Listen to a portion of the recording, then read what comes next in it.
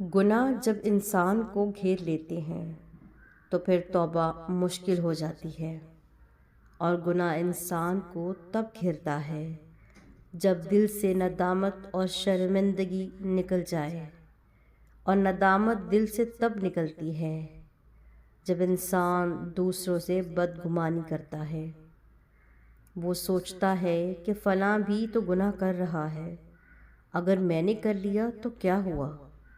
حالانکہ کسی کے گناہ کرنے سے آپ کے لیے تو گناہ حلال نہیں ہو جاتا، اور آپ کو کیا معلوم کہ فلاں نے توبہ کی ہے یا پہلے سے توبہ کر رکھی ہو، یا اس کے نیک اعمال غالب آ گئے ہوں۔ اس لیے گناہ کے بارے میں صرف خود کو دیکھنا چاہیے، دوسروں کو نہیں۔